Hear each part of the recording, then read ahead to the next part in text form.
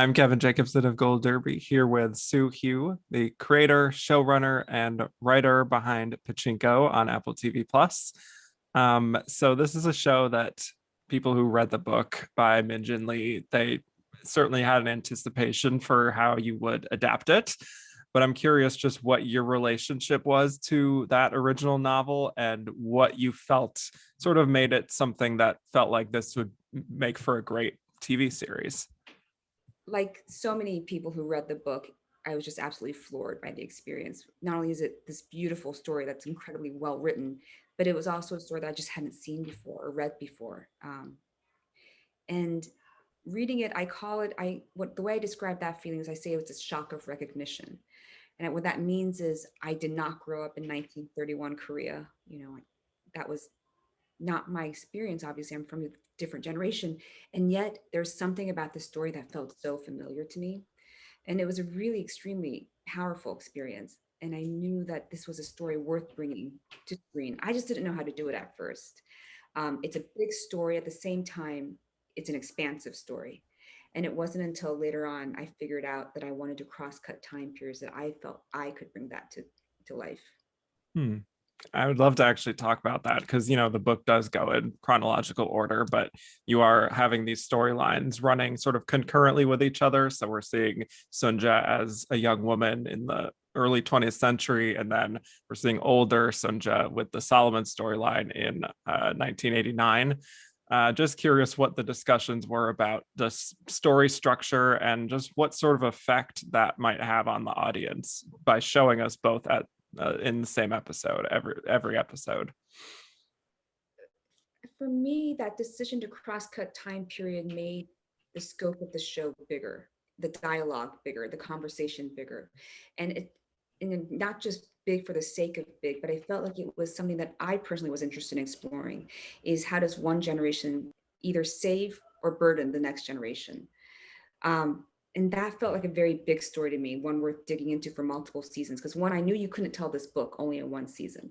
But if you told the story chronologically, starting from Sunja's birth and onwards, season one, you end with maybe her in Osaka selling kimchi. Season two, it felt like the ambitions became smaller, telling it that way.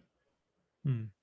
Well, just in terms of production, I'm also curious if you could speak to maybe the different challenges that came with, the younger storyline versus the older, because I would imagine, because you're having to transport us back to almost like a century ago in the earlier storyline, that would be a big undertaking. But just how different were those two productions for you? Yeah, it was an interesting challenge, especially obviously COVID made it harder. It started in the writer's room. What I didn't realize initially that became very, very apparent in the writer's room is when you decide to tell stories cross-cut like this from multiple time periods, you can't just figure out one generation story. You have to figure out the entire, all four generation. So normally in the writer's room, you're like, oh, we don't have to worry about that. That's for season two. It's like, oh no, we do have to worry about that. That was something that was a bit of a challenge in the writer's room, just having to figure out all that story. And then once we got to production, we shot in two countries, multiple cities, multiple time periods, and it just became the work of this amazing production design team and production team to just stitch it together. It was a puzzle piece. Hmm. Well, just to dig more into just the story, you begin with this scene of Sunja's mother, and she's had to deal with the death of three of her sons, and she believes that there's a curse in her blood, and she's going to a shaman to try and lift the curse. And then obviously Sunja comes along. Can you speak to maybe the significance of that first scene and how it sort of sets the tone for the rest of the season and the rest of the series? I think this is why I love adaptations, because I think is this really interesting process. There's one line in the book. It's just one line. Yangjin went to see a shaman. That's it. And the next paragraph is something else, right? But then you're like, wait a minute. That one line all of a sudden is a light bulb moment. Because one of the challenges of this show, as I was trying to configure out how to get into it, was how do you get into it? How do you tell the audience this is the story that we're telling? And I thought that shaman sequence was really helpful in giving us not just exposition in a dramatic way, but giving us the time, the time period, if that makes sense, how people believe what they feared. And I thought the performances were really extraordinary. Mhm. Well, I mean, going back to just your own personal connection, you have Sunja and you have Solomon, who are both these very resilient people who have gone through a lot, even though their struggles, they've been very different. What are the elements there of maybe both of those characters that you personally felt like you related to? I wish I was a Sunja. I don't think I am, but she reminds me of my grandmother, right? It's when you think about what that generation went through and how they still maintain their dignity through it all, and more important, a sense of hope still. That's my grandmother's generation. So I saw her in Sunja. In Salman, I do see a lot of myself, and um, not only is there guilt about how easy things have been made for me because of my grandmother's sacrifice, but also, dealing with just the microaggressions that every day of, am I a part of this country or am I not, right? Who am I? And that identity crisis that comes about from that. So Salma was much more of a central figure for me to tap into emotionally, but Sunja is still the beating heart of our show. Well, I mean, you have such a knockout cast here, starting with Yoon Ye-jung being the big name here, playing older Sunja, but then, Kim Min-ha and Jin-ha, Lee Min-ho. I'm curious just what was the actual casting process just for figuring out how each of those main actors could fulfill those characters, especially, people always have a certain image in their mind from the book. Yeah, absolutely. Especially, I mean, Sunja's the hardest character to cast, right? Because she is the anchor of this show. The casting process was very long, frustrating at times, and transcendent at times, right? I mean, going into the casting process, I really was like, I don't know how we're going to cast this show. It's one thing. By the way, I don't speak Japanese, so I'm like, how do I evaluate Japanese actors? Like, how does that even work? And the thing that came out of this for me was that emotions really are universal, and it's something I knew intellectually, but I'm not sure if I quite really understood practically. That someone will be saying a speech and I will not know a lick of words, one word, and yet I will be crying because that performance just, what emotion he or she is trying to get across. And in terms of the casting process, so what was really important was that the chemistry between actors really worked. It was one thing just not to only have the best actors in the world. You always want the best actors in the world, but what's the point of having all the great actors if they don't even fit well together? A show like this completely falls apart. If you don't believe that Sunja is a mother, a lover, right, a daughter, Sunja doesn't work. Um, but that chemistry with Inji, who plays her mother, like was really crucial in figuring it out. And so that's why the casting process was so long. Well, you also have just some great collaborators behind the scenes too, obviously with Kogonada directing half the season and Justin Chan directing the other half. Just for Kogonada doing the pilot, obviously a big important episode to sort of hook viewers into what this story is going to be. What did he bring to the table to sort of help to visualize the story and sort of establish a sort of look and a tone for the show? I mean, brought everything, right? I mean, when you think Hmm. about Kay and Justin, they're very different, but especially for the pilot, what Kay had to do is it's world creation. This pilot is, even though it's based on, a real time period, to bring it to screen is world creation. And especially because none of those locations existed anymore because they were all destroyed post-war. Um, and also in terms of figuring out just how do you tell this story for a global audience in 3 languages that expands this amount of time?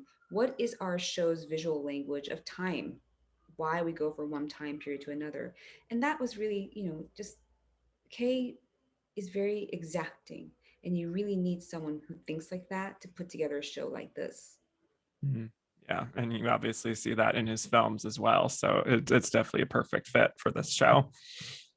And I'm sure many people have asked you about the theme song for this show, which is this very joyful experience that we sort of get in between some of these moments of hardship and conflict. It's, you know, just the actors getting to let loose. And it's the song Let's Live for Today, which is very catchy. It's always stuck in my head whenever after I watch it. But what went into the choice to sort of give us that vibe for the opening credits and to use that song? So in the script, I write opening credits in my scripts, but in the script, it was a different song. It was a Rolling Stones song, Out of Time. And that song also has that kind of 50s, 60s, doo-wop flavor as well. We couldn't afford that song. And I have to say, I'm so glad that we couldn't afford that song. Because I can't imagine a different version than the one we have by the Grassroots. And in terms of just tonally, why that? Because I think even though one of the most important lessons that we want to say in this show and through our characters is that no matter what happens to to them, no matter what history throws at them, no matter what hardship they endure, we I, we have to have joy in this world, or otherwise I just don't know why it's worth living, right? And it's the title sequence is our one moment in time where both past and present can join together and just be. Um, and I didn't want it to be intellectual. I just wanted it to be this emotional fun ride. Yeah, such a great tone setter.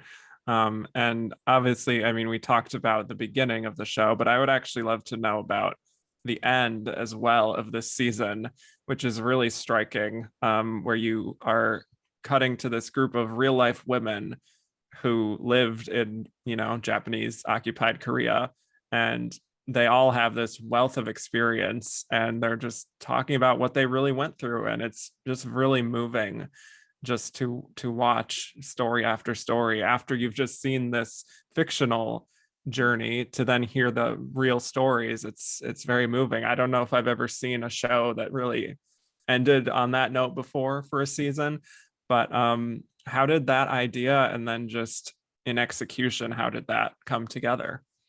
Thank you. Originally, that was the ending for the fourth season. That I wanted to end the entire Wow.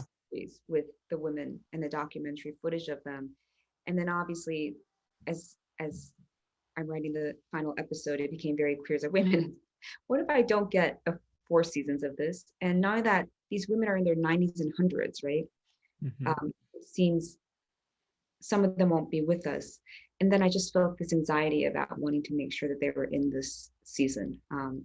And I, it, when I, those, we have hours and hours of footage with these women and just their life experience. But more important than that, just how much joy they still have about their lives, which then reinforced why I felt the title sequence was really important. Because when you talk to these women, like even when they're talking about the hardest moments in their life, they'll end it with a laugh. And God, if I get to be 102 and I can have that spirit, then that's a life lived well at the end. Yeah.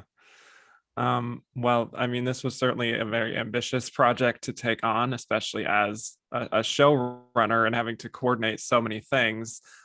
Just curious, what are the parts of just operating as the leader of this ship that you learned and that you'll maybe take with you as you move forward into other seasons or other projects?